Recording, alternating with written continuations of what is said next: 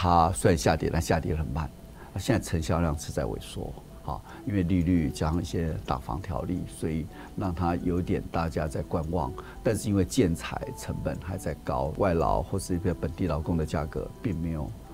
下跌，所以它可能很多价格是撑住的。但是营造不动产事实上是也会经济会往下走的。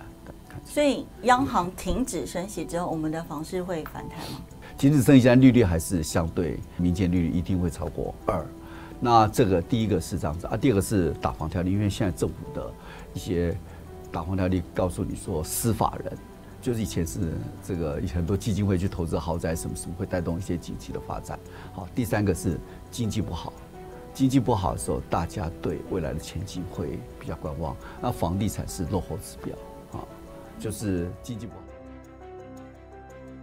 中国大陆。当然，他就说今年有人讲5.2、5.5的成长率，可是他第一季4.5% 里面有3.1% 是来自内需。过去中国大陆事实上是内需、投资、出口是叫3驾马车，但是现在呢，内需呢带动了整个的经济成长，但你的出口、你的基础建设投资慢慢冷下来。啊，这些东西因为投资、出口才会带动很多的外溢效益。像内需都是国内比较多嘛，哈。那如果是有一些基础建设、投资、出口的话，才会带动对台湾的一些原物料、零组件的需求。所以这次厂商都在等单子，但是等不到太多的急单，跟以前不太一样，因为它是第一个使用台积电要4奈米的晶片的，因为它很快速的整个运算，所以。这个可能相对的一些，比如说一些高速的运算哈，因为像这个飞弹呐、GPU 都需要用高速的这个4奈米的晶圆代工哈，所以它相关的一些周边就会好一点。然后甚至呢，像联发科这些东西都也会受惠了，就是说，因为它还需要在大陆布局，所以像 NVIDIA 是跟台积电跟联发科是在做一点策略联盟，所以很多人就问他，那你这个部门好起来，会不会带动整个电子部门好起来？可能暂时不会，它会带动的是这个。美国在去中化，中国当然也会适当的去美化，但是呢，两岸的紧张又会有人说要去台化。所以这都是我们厂商必须要克服。所以为什么台积电要去美国、要去日本、要去德国设厂，其实也是在摆脱这个所谓的地缘政治哈。因为你去投资就近接近客户，然后也不会被美国制裁，然后你可以分散你的一些地缘政治的风险，这是必要的。然后像这个美国管制一些高阶的，那台积电卖到中国大陆会受影响，那美国厂商卖到大陆也会受影响，像比如说 Apple、AMD、NVIDIA， 可能这些口看卖到中国大陆，他们在中国大陆都有10%、20%，甚至有的还超过20%的营收，又回过头来会影响到台积电的代工商机，所以这是一个环环相扣的，所以台湾就必须。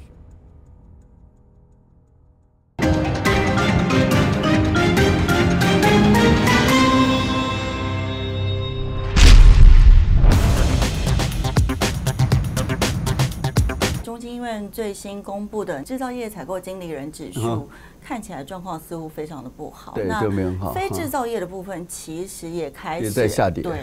好，对。所以老师，我们先看一下相关的数据好了。这是中经院的，是，对。所以等于是我们台湾制造业 PMI 是连续3个月的紧缩，而且速度似乎都是加快的。为什么会这样啊？因为最近制造业其实我们的出口接单连续8个月是在下滑本来大家觉得应该没那么糟糕但是现在就是有2个主要因素了第一个是就是库存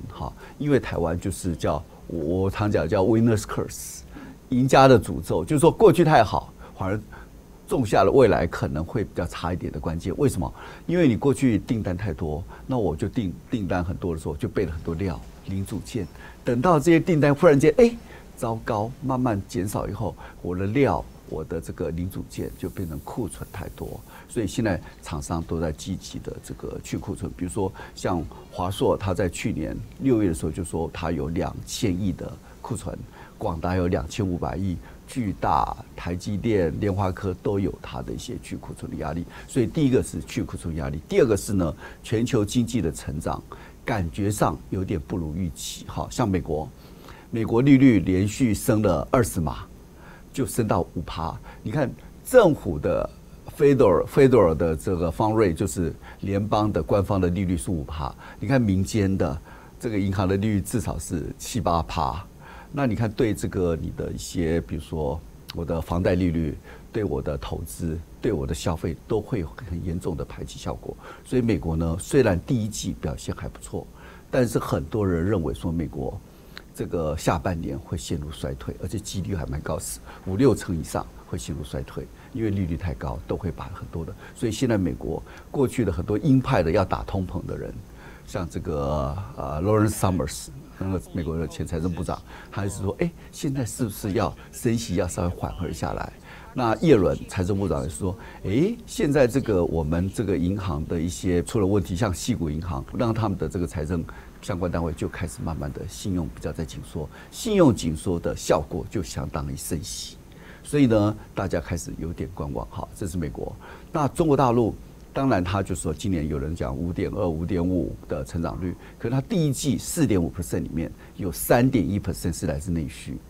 过去中国大陆事实上是内需、投资、出口是叫3驾马车，但是现在呢，内需呢带动了整个的经济成长，但你的出口、你的基础建设投资慢慢冷下来啊，这些东西因为投资、出口才会带动很多的外溢效应。像内需就是国内比较多嘛，哈，那如果是有一些基础建设、投资、出口的话，才会带动对台湾的一些原物料、零组件的需求。所以这次厂商都在等单子，但是等不到太多的急单。跟以前不太一样，因为以前中国大陆就是整个经济好起来的时候，就很大的外溢效应。像 IMF 的那个总裁一直常说，就是这个中国大陆对全球的外溢效应很大。中国大陆的经济成长对全世界经济成长贡献可能到所谓的1/3到30% 左右。Look at China's contribution to global growth. So when China grows faster, it has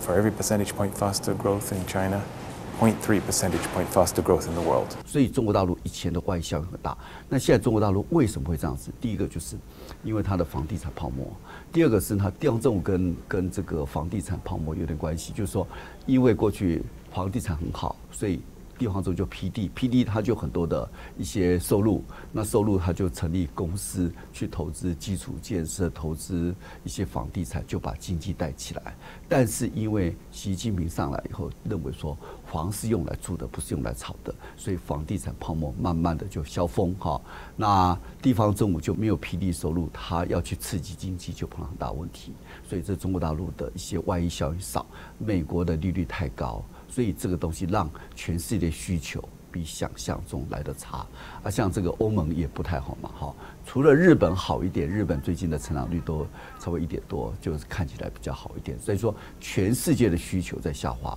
所以我们第一个你的库存要减少，库存减少以后，这是供给面的减少；第二个是需求面，要整个订单国际的订单来，需求增加，整个经济才会复苏。是。Global economy has begun to improve. We are projecting a recovery over 2023 and 2024. However, at this point, it is a recovery to low global growth. The major European economies have been strongly affected by Russia's war against Ukraine. In the euro area, GDP growth is projected to be 0.9% this year and expected to pick up to 1.5% in 2024, helped by rising real incomes as inflation eases. 老师，因为我看 OECD 他们最新的这个报告是说，目前看起来虽然全球在升息之下，它的经济感觉会走弱，可能他们最近是要上调大家的经济成长率，就是其实好像不如想象的那么的差。尤其在欧洲的部分，大家会认为说有可能是衰退、负成长，可是现在看起来都还是有在0以上多一些些，所以这会不会是一个比较好的发展？当然，这个是一个比较好的讯息啦。但是经济成长率很多就是这样子，就是说跌得够深就反弹回来，基期比较低，它就容易反弹哈。那欧洲看起来德国也没有特别好，英国又脱欧，加上这个完美的风暴，这个俄乌战争。那像意大利、希腊这些国家的债务都还是比欧债危机还严重，所以就说它可能讯息会比较好。那可能是来自于基期低跌升反弹。当然，希望说欧洲的如果经济慢慢好起来，也会对全世界有帮助。好，对台湾的帮助相对比较少，对大陆的帮助比较多，因为大陆有大概20% 到欧洲去出口，那台湾大概只有10% 左右到欧洲，对台湾的影响比较间接一点。所以像中国大陆，我看它最近就是那个几家的国有银行决定下调他们的利率，这好像跟一般的世界最近的趋势不太一样。通过存款利率的下调，进一步我们就优化国内商业银行存款利率的定价，让存款利率的定价呢与市场利率的变动更加趋于一致。怎么说呢？现在反正是花钱还是说有些顾虑的，就从各个方面吧，就是说，比如说像买房子什么的。买房子，因为它这个金额比较大嘛，许多东西他也不敢说把自己的所有的资金全部投入进去，就是从一个疫情，一个是国际上面这些，感觉都顾虑都挺多的。好像是因为他们的消费力道不足，好像大家都宁愿把钱存在银行里头。是。这个就是因为为什么一个国家当然要刺激经济就几种政策嘛，一个是财政政策，一个货币政策，一个产业政策嘛。那产业政策需要钱，好，除非说你减税需要钱嘛。那你的财政政策要需要钱，就政府以前中国大陆以前经济不好的时候，它就是用什么中央政府支出，像2008年中国大陆中央政府支出是变了4兆人民币，民间又拨出了16兆，一共是20兆人民币，大概是100兆台币，把整个经济拉起来。那中国经济起来以后，对全世界的外溢效果当然会比较好。好，现在中国大陆第一个是中央政府债务也很高，因为根据这个国际清算银行 BIS 的估计，中国大陆的这个中央政府的债务大概是GDP 的296%，所以它债务也是很高，它能刺激的力道是有限。第二个是地方政府也没能力刺激，因为没办法批地的收入，所以它现在很多地方政府的债务都开始变成很多，开始不断的攀升，所以它也没能力。所以看看货币政策是相对比较好的一个选择，所以它货币政策就是调降利率和降低存款准备率，让企业界借钱、民间借钱会比较好一点，然后也鼓励民众出来消费这样子啊。所以通常一个国家就是货币、财政、产业政策。那像欧盟就刚好相反，欧盟国家是因为它是单一货币，所以它没有货币政策。因为你不能随便调降你的这个什么货币政策什么东西，你只能用财政政策支出。所以欧洲国家为什么陷入很大的困境？如果政府没钱，货币政策又没办法调，它就很麻烦。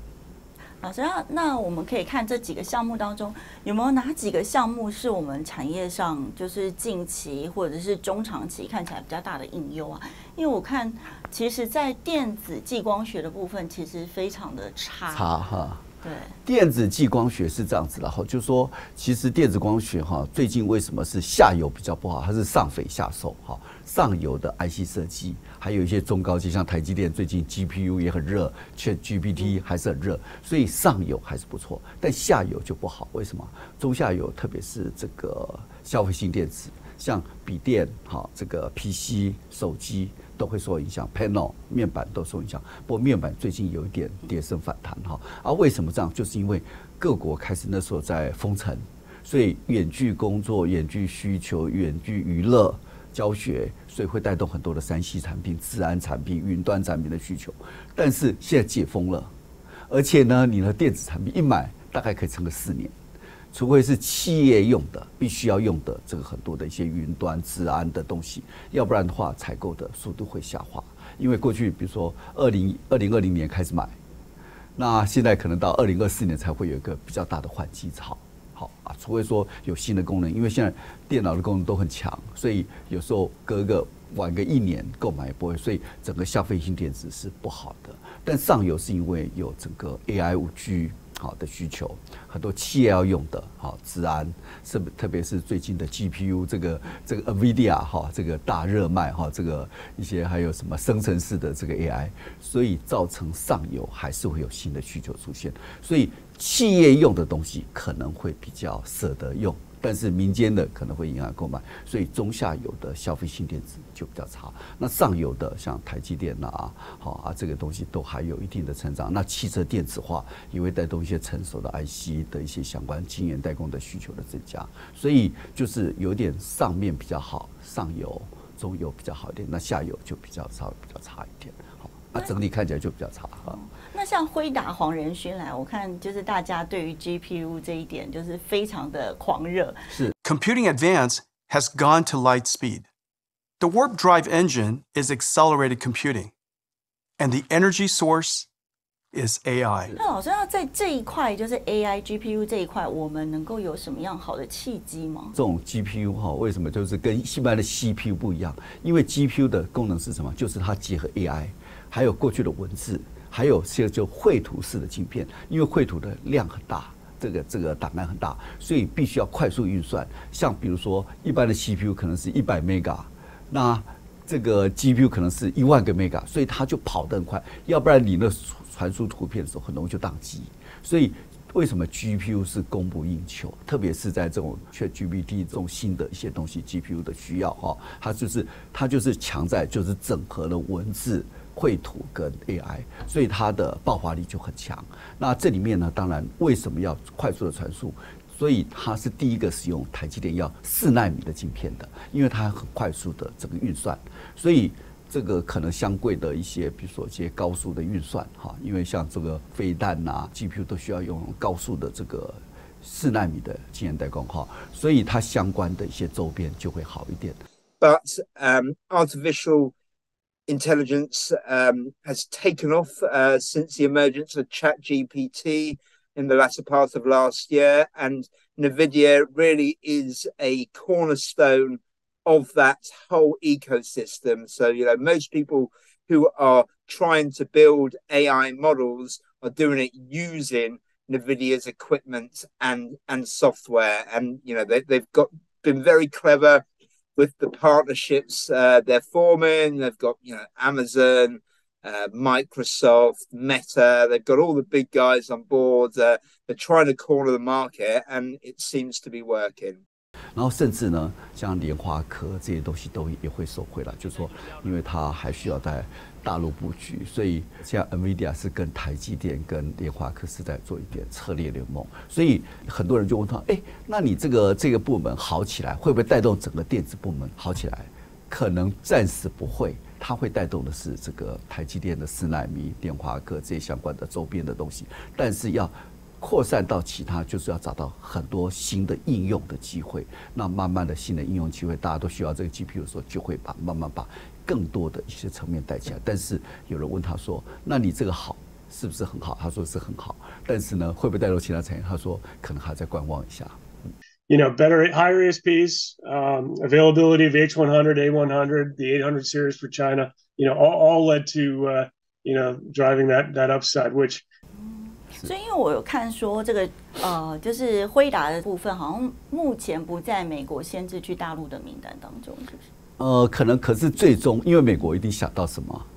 这样比如说他早期开始从这个一些比较250几奈米的，现在开始56奈米，开始美国想到什么，可能就进什么。因为哪些东西会影响？因为这个东西会不会影响到将来的一些超级运算，又影响到相关的一些变化？因为现在可能在娱乐用途、一些商业用途，可是慢慢如果扩大更多商业用途，甚至军事用途的话，那会不会也是美国下一波可能禁止的范围？就是说这个还要观察，因为美国的这个它开始是从点到线到面，一开始针对厂商，华为、海康威视，但是他搞不好想到，这个哪些公司事实上是有，然后开始又这个从28奈米下就进了。那现在呢，包括你的所有绿卡的人，就在中国大陆的半导体公司是不能做的，所以美国是从点到线到面，那想到什么就加入新的，而且它的这个所谓的实体清单，就是说我哪些是要限度管制的公司是随时在变的，随时在调整。好，所以这个我就不清楚，但是会不会这是跟政府的，如果说这个有涉及到一些军事用途，有涉及到更好的一些更高的一些科技军事用途的时候，会不会是一个规范？ This is an AI arms race playing out, and NVIDIA is just front and center as a beneficiary. I think this is just, in my opinion, a space that's going to continue to get white hot, where NVIDIA is going to be a core foundational player. I think it's really an arms race playing out right now. 好像我们电子产业会不会其实要很小心？就是因为我看，就是美中之间，其实除了美国就是限制相关的设备出口到中国大陆之外，就是中国大陆现在也是反制，就是拿美光来开刀。哦，知道是。对，所以在他们两个当中都不断拿这些大厂开刀的时候，那我们在中间其实这些产业要生存，其实更困难，都会有影响了。就是说，美国在去中化，中国当然也会适当的去美化。但是呢，两岸的紧张又会有人说要去台化，所以这都是我们厂商必须要克服。所以为什么台积电要去美国、要去日本、要去德国设厂，其实也是在摆脱这个所谓的地缘政治哈。因为你去投资就近接近客户，然后也不会被美国制裁，然后你可以分散你的一些地缘政治的风险，这是必要的。然后像这个美国管制一些高阶的，那台积电卖到中国大陆会受影响。那美国厂商卖到大陆也会受影响，像比如说 Apple、AMD、NVIDIA， 可能这些口看卖到中国大陆，他们在中国大陆都有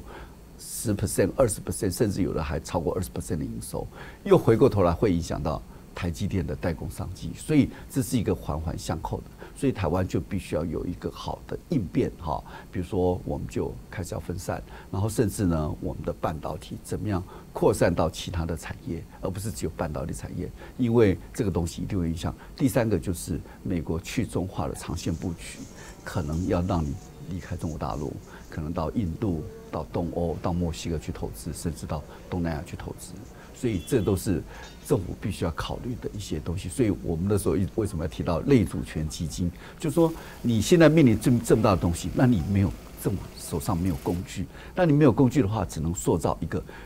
小小的转变，你没有办法做快速的转变，那对台湾将来的一些意义是很不利的。但是现在每个部会都说，这个叫我叫小时候叫部会的零比事件。什么叫零比事件？就是我们要盖焚化炉，要盖殡仪馆，大家说，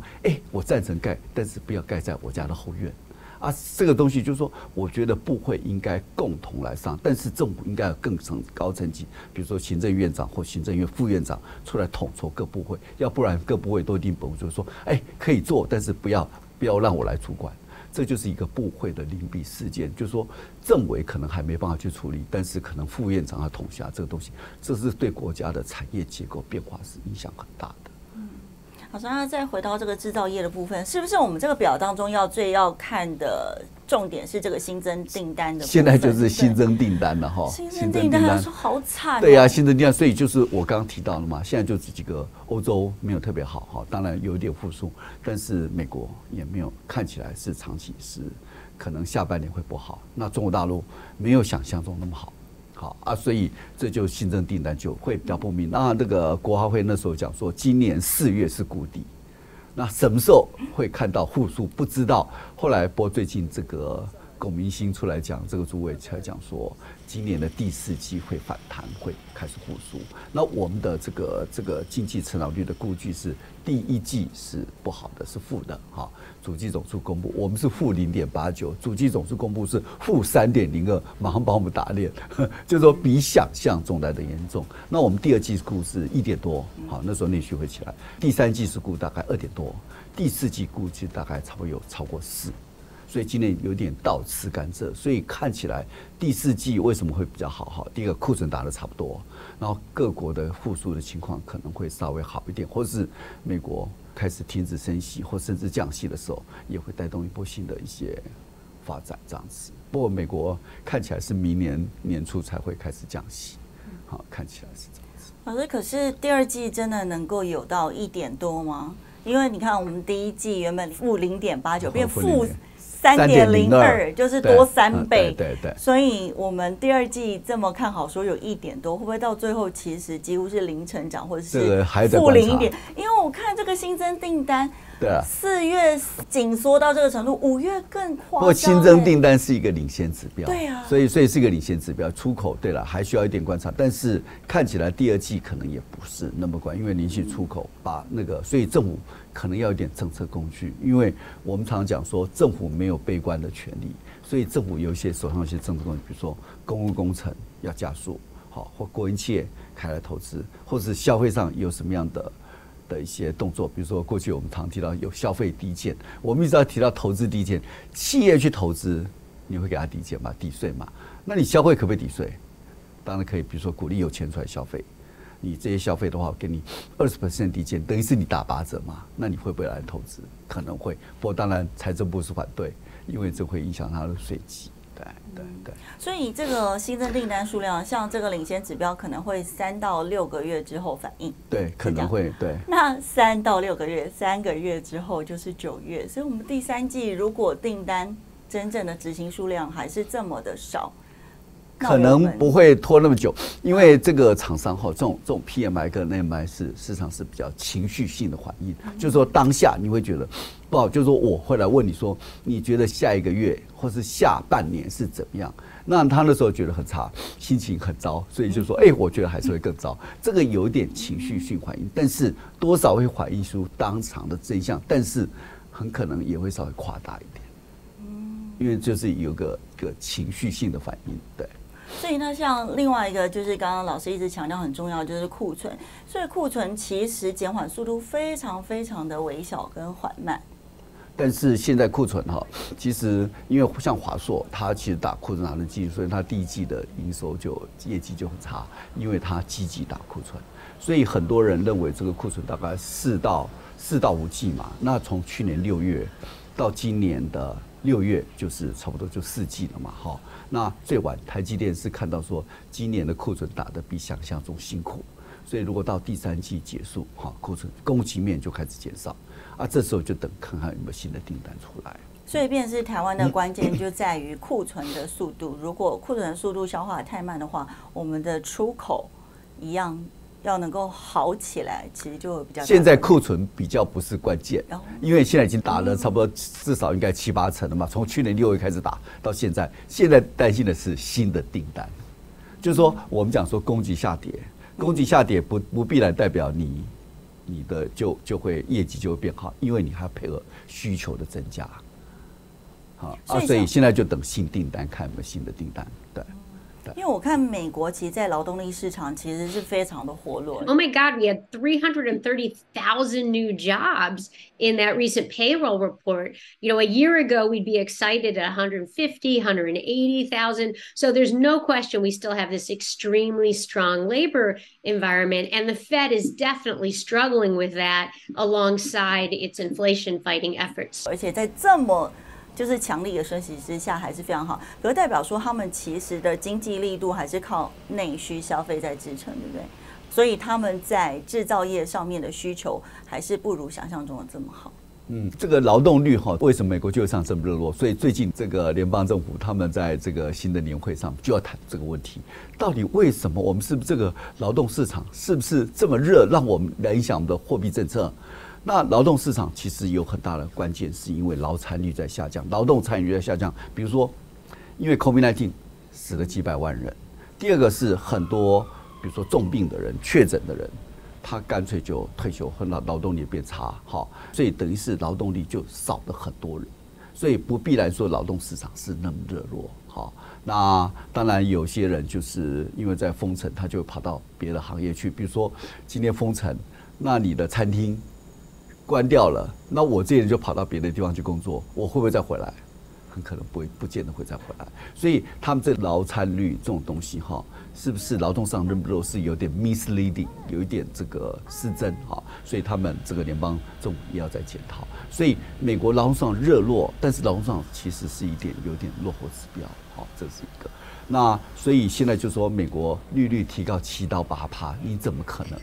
你的需求现在需求就是民生必须的需求，我不会就可能就是第一个这个旅游，因为封太久了，旅游的汽车、石油一些简单的娱乐消费，但是我不会买一些耐久性的消费财，比如说像汽车，好，比如说像这个比较高阶的手机、面板、电视、冰箱什么的，我可能就延缓购买，所以一定会排挤到它内需的东西。而且美国70%的经济是靠内需民间的消费，所以美国民间消费一下来，因为这一定利率那么高，一定会排挤到它的消费嘛，哈，它的房贷。第一个房贷会不还不起？房贷如果支出以后，那我的东西是不是要少用一点？所以我觉得美国经济其实是在下半年到明年其实都会有一点影响啊。那台湾最近的通膨其实是稍微有点下来，但是整个服务业的价格并没有下来。像17项民生物资，像你的外食、你的这个通讯娱乐哈，这个肉类、蛋类最近应该可能好一点哈。所以这些服务业的价格，而且台湾还缺工，你没有拉高工资，你也可能找不到人，所以服务业的价格，所以央行第二考虑就是说我通膨是不是已经照目标再下来？第二个就是考虑说，才考虑到经济成长就不会升息，因为现在进场的确是不好啊。的确是不是那么乐观，因为最近公布我们的这个通膨率就是下跌的还蛮明显的，好像只剩2.0几吧，所以代表说这一次的通膨有明显的下来。可是就像老师说了，就是在一些真正的民生消费的部分，还是一样居高不下。是因为通常这种价格有僵硬性，特别是服务业的价格，你缺工，你的服务业工人，你这些东西就是不容易下来。但是如果说通膨有显著下来的时候，好。那央行以这个经济成长为考虑，不可能升息啦。美国呢，今天凌晨呢，它也是维持利率不变哈。那我们事实上呢，我们也是就是说维持利率不变，那来检视紧缩货币政策的累积效果跟它的影响哈。那基本上呢，我们考量的因素呢，就是说我们的通膨是慢慢的缓步的回降。我们的经济成长率呢，我们也下修了。我们上一次呢是2.21，那这一次呢，我们是下修到1.72，这个幅度呢也稍微大一点。老师之前有说过，说我们今年的 GDP 可能就是不是靠所谓的出口制造，我们可能要看的就是所谓的内需消费，看能不能够来支撑。那可是我们看起来原本认为说在非制造业的部分应该数据会还不错，可是我看最近整个往下走的趋势也是非常的明显，就是我们其实连续几次的是虽然是扩张，可是到这个月就是上个月之后，它的扩张的幅度突然萎缩了那么多，所以感觉是有往下行的趋势，所以这是有什么样的隐忧在？这个第一个是服务业可能跟旺季有点关系啦。4月的时候可能是清明节，那时候可能有一些，比如说这个旅游的旺季，或者是这个春假的时候会有很多人出国嘛，或者是说国内旅游嘛，所以这个就是旺季过了以后，它会稍微休息一下，所以住宿、餐饮、观光会稍微休息一下，但是它基本上还是在50以上，表示说还是在扩张。那特别是呢，台湾的桃园机场有3分之一的客人都跑到日本去，所以这里面多少也会排挤到国民的旅游。第二个是制造业不好。你的制造业如果不好，出口不好，那你出口的这些人的所得也会减少。所以制造业如果不好，多少也会服务业，因为你的消费支出、你的财富、你的所得会减少，多少会回过头来影响到我们的服务业，特别是很多跟制造业相关的，比如说仓储、运输仓储，还有批发。批发因为有3分之一是批发电子的批发，所以比较差。那服务业的出口不好，你所得减少，服务业相关的劳动人口所得减少，多少也会影响你的财富效果、所得效果，对服务业的需求也就会差一点。对，像中国大陆，你看它的制造业就不好，所以老百姓虽然去玩5·1去玩，但是是叫穷游，就是说我会买一些汽油，租一些车子，然后买一些服饰，但是我不会购买一些大宗的一些耐久材。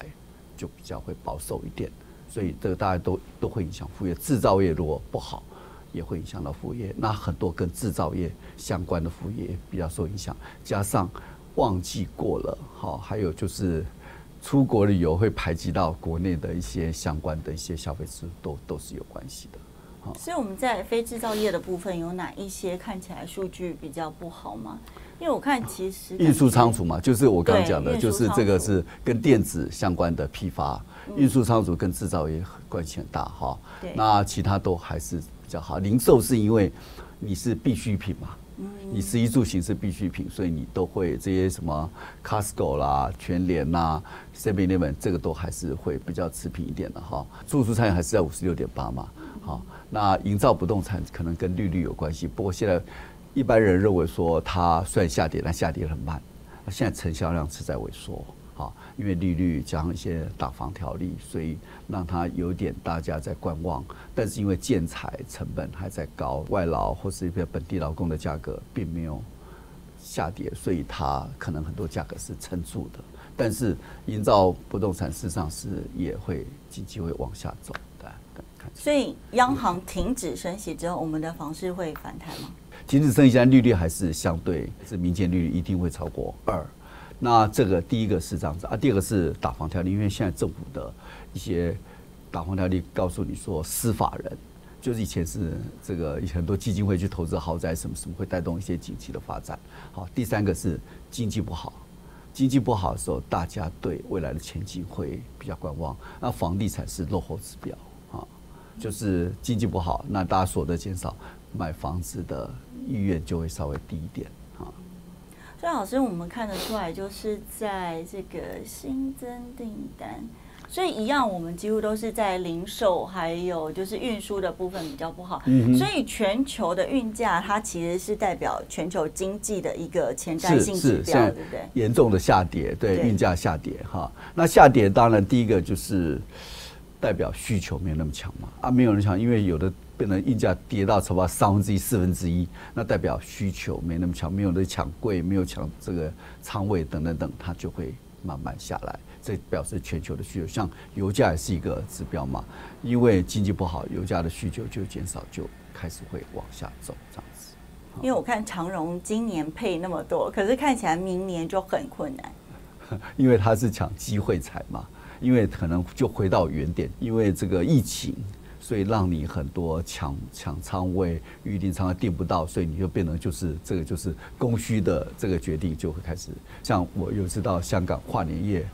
然后去订一个旅馆，不知道多少，那个时候是跨年夜那一天好像是$400还多少，那是单人房，隔天可能变成$150还是双人房。它就是一个 timing， 就刚刚是需求大量增加，那供给跟不上来，就价格就飙涨。但是回到原点的时候，回到这个供需的时候，整个价格就下来。所以老师，因为我们5月的这个 PMI 跟 NMI 就是双双下跌，这算是今年首次看到的情况。所以问题出在哪里啊？因为制造业哈，就是一直在下滑了，好，制造业一直在50以下，因为制造业相对不好。啊，服务业是前几个月有稍微上来，当然基期比较高，是跌下来啊。但是因为服务业跟制造业是有点联动的，所以多少会受影响。那所以这里面看起来就说制造业不好，服务业没有特别好。今年最早是我们常常在讲，就是要外冷内温啊。那我一直希望说，政府应该有内加温，加温就政府要有政策工具出来哈。那政府有政策工具，像一些像这个公共工程啊，可以加速啦哈，或者引进一些外劳，那工程就会加速嘛。还有就是国营事业可能鼓励他做投资，像台电、中油这一看有没有什么一些相关的投资。那另外一个就是民间的投资，其实占的是最大，像我们的投资占26%，但是民间投资就占了22%啊。这个就是因为景气不好，所以大家出口不好，你当然投资一定会观望嘛，一定会减少。那这时候就是我那时候常讲说，政府有一些投资递减，比如说我现在要这个数位转型、绿色转型，现在商业服务业在缺工，那要自动化，所以可不可以有一些，比如说3年，你给你一些抵减额，或者提高一点，比如说现在减税10%，现在变15%，好，或者是以前没有减税的就现在减税，告诉你这3年你赶快来投资，投资以后我就给你减税。那这3年内你不但可以扩大内需，好，因为民间投资也是内需的一部分。那3年后你又可以升级转型，这就是一个。那如果说或者是当然消费的一些消费抵减，我们过去有一些产品，你可以做一些，比如说买一些国产的产品的话，你可以给20% 的一些消费抵减，等于是打8折，鼓励有钱人出来消费，这也会振兴经济。所以老师，像我们就是今年的经济情况看起来不是非常的好，而且看起来所有的数据都在下滑的情况之下，那我们最新签了这个21世纪台美贸易倡议，能够有帮助吗？因为我看很多人说，其实里头很多的条款都不是针对商业，就是能够刺激，例如说降关税啦，这些刺激我们对外出口的发展。其实它很多都是对于美国的供应链是比较有大的注意。对了，这个就是台美倡议，当然对台湾来说，这个其实是政治效益会大于经济效益啦。但是当然也是有些经济效益，因为这个就是政治效益，就是说，因为我们跟美国签了，那其他国家会不会愿意，比如说跟我们这些友好同盟，会不会选择跟我们签一些东西？那美国最近是他们倾向于就不签这个有关税的一些东西，因为要经过国会。所以是很困难的，因为美国一直对 FTA 一直现在开始整个国会对老百姓对这个 FTA 一直保持很大的 cautious， 特别是呢，因为减税利益是集中在少数人手里。好，当我们讲贸易自由化以后，大家会受利，这个整体的利益是增加没有错，但是分配是集中在少数人的手里，所以美国对这种有关税的 FTA 其实是很保持保守的态度，特别是国会要通过，所以这次台美倡议为什么那么快？因为他们不需要这个关税的东西，但是对台湾来说还是有一些效应的哈。第一个是因为台湾要加入 CPTPP 嘛，这个我们的台美贸易倡议就是跟 CPTPP 一样的高规格，还有就是跟这个美加墨的自由贸易协定一些相关的一些东西是高规格，好，所以事实上对台湾加入 CPTPP 有一点好处了哈。第二个是因为虽然说几个哈，像比如说这个一些反贪腐了哈，可能对一些比如说你跟建筑工程的，或是跟这个你跟美国政府要打交道的这个东西就会有利另外一个就是这些快速通关这些东西对航运这个这些报关行对这些出口农业这些东西还是多少有帮助了。那另外一个就是一些法治化的过程就是让我们的一些比如说服务业一些服务业比较高度管制的，像这个通讯业像医疗产业要去美国布局都会有点帮助。所以政治效益当然比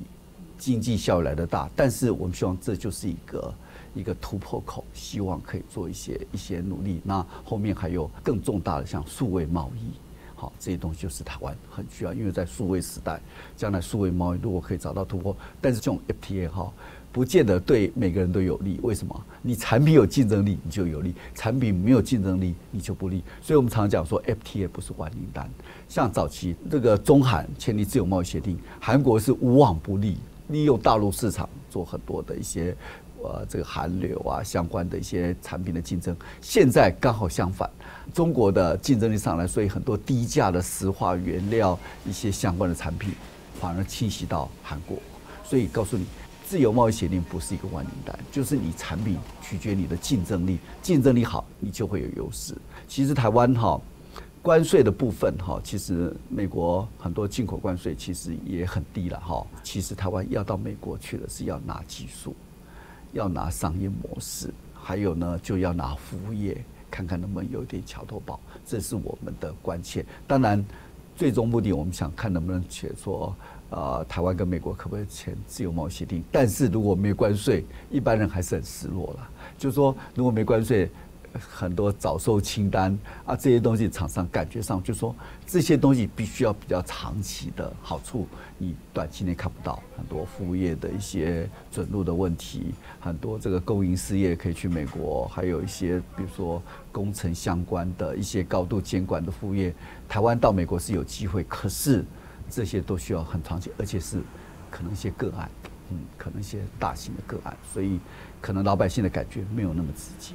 但是这个政治的效益很大。不过这个还有一个就是我们台湾现在推新动向嘛，现在我们有一个这个企业要去美国投资，有这个新动向联盟，所以我觉得新动向跟台美厂要相互为用。比如说我们利用新动向厂商，我们的半导体去美国投资很多投资，我们就有一个bargaining power 回过头来对美国产生压力，在台美倡议可不可以对我们让步？所以台美倡议一方面也是希望帮这些厂商争取一些权益，相互为用。那台湾其实新东向我觉得是对的，为什么？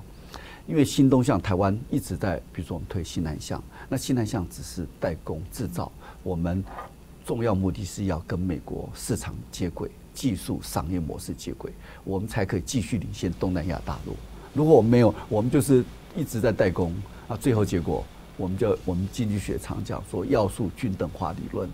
我们跟比较低所得的跟我们所得比较低的国家贸易的结果、投资的结果，你就会薪水把它带下来。过去比如说中国大陆，现在东南亚，但是如果我们更高所得国家有一些技术、有一些人才、有一些资金进来，那台湾就可以继续领先。所以台湾一直在跟美国接轨，我们就像供应链接轨。第二个是要人才、技术、商业模式接轨。第三个步骤是要资本市场接轨。你看中国大陆利用美国资本市场，变得扶植了多少200家世界级的企业，腾讯、什么阿里巴巴这东西。台湾如果我们也可以到美国去，比如说我们台积电带了我们的上下供应链，我们的半导体的族群，将来我们搞不好有一个汽车电子化的族群。那如果在 Nasdaq 上市，我们就不怕说市场太小，因为你就跟美国接轨了嘛。第二个是你今天企业去诟病美国的企业，去跟美国企业合作，你就没有问题，因为别人说，你是什么企业，人家不知道。我说我是 Nasdaq 的上市企业，你看这就影响差多少。像 Nanu 到日本去的时候，没有人理他，但是后来他讲说我在台湾有一个棒球队，日本人就开始肃然起敬，说你今天是有一个棒球队的职业棒球队的一个集团，代表是一个很大的财团才有能力做这种事，所以就是寻求这种资本，就让你门当户对。那你要购并、要合并，甚至要找人才，都比较简单。可是让我们在台美贸易倡议的部分，因为现在是签第一阶段，再还有第二阶段，可是这第一、第二阶段似乎都没有办法去讨论到有关于这个解决双重课税的问题。所以老师，因为有一些观众不是很了解所谓的双重课税，那可以帮我们解释一下。双重课税就是说，你今天比如说我今天在美国、在台湾缴的税，可以在美国冲抵这样子的话，就是只要课一次的税如果说你两边都课税的话，那事实上是对企业界来说是很不利的。那台湾等于是也让渡的一些租税的主权，所以我觉得这样避免双重课税但是对公民来说，我的租税你要避免双重课税，我的很多资料就要泄出来，所以你很多的税就是企业界不怕缴税，就怕查税查税以后，你所有的资金来源就会，所以这也是为什么很多企业界不见得是那么100%喜欢，但政府来说避免，当然我就说，我今天在台湾的课的税，我可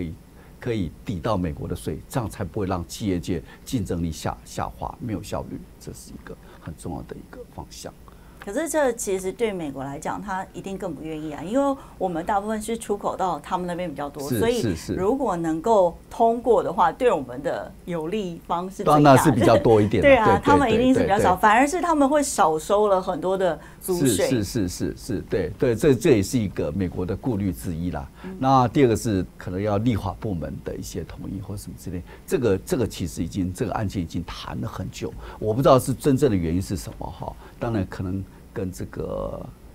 立法的部门那跟这个美国的利益可能刚那个小弟说了，美国可能利益来的小，比台湾利益来的小，那他觉得算这个算盘打一打，没有什么特别好处，那他就等于是不是他的 top priority， 不是一个优先的顺序，可能也是这样。但是像 FTA 这有涉及到关税的，有涉及到这种税的，都是涉及到国家对国家，所以美国这个恐怕都可能需要国会或是什么之类的，美国就会相对比较保守这个东西是一个，因为台湾跟全世界很多国家都有避免双重租税的协定这个是我们要努力的目标。这个避免双重课税的问题那这个不是在这个台美21世纪的谈判的章节，那因为负责的单位不一样。那不过大家对这个避免双重课税非常关心，那这个也是因为我们跟美国政府还有朝野两党，现在都非常的支持台湾，所以我们也希望这个另外针对避免双重课税的部分呢，可以来进行相关的讨论。因为我看大家就是在问这个台美贸易倡议的时候，就是提问这个王美花部长，就是记者问说，哎，那双重课税的部分怎么办？那他的回答是说，这我们可能要另外。所以代表说他不可能在这个台美倡议当中去解决它。我们其实这个已经谈很多了，像我们跟台欧盟跟很多国家都有这个免除这种双重课税的协定，其实这都是可以谈的，因为财政部一直很积极在做这件事情啊。现在全球都还有最低税负，还有这个全球最低税负制，所以现在各国的租税主权都看得很紧。所以避免双重课税，我觉得是一个努力的方向。好，那但是这个涉及到可能比较复杂，就是不是只有这个一般行政部门可以做的，可能要跟立法部门要沟通，所以就比较需要一点时间。然后还特别是涉及到中国大陆可能抗议，比如说国家对国家的一些这个租税主权、关税主权，这东西都是一个。我们在52台被撤照，我们在 YT 被限流、被黄标，我们在脸书被检举、被降触及，我们全都遇到过。但我们不放弃，让真相被听见、被看见。我们现在有自己的中天新闻网 App， 这里永远不断线。请您赶快下载中天新闻网 App， 这个 App 好贴心，中天的新闻、直播和节目全都在里面，一次满足。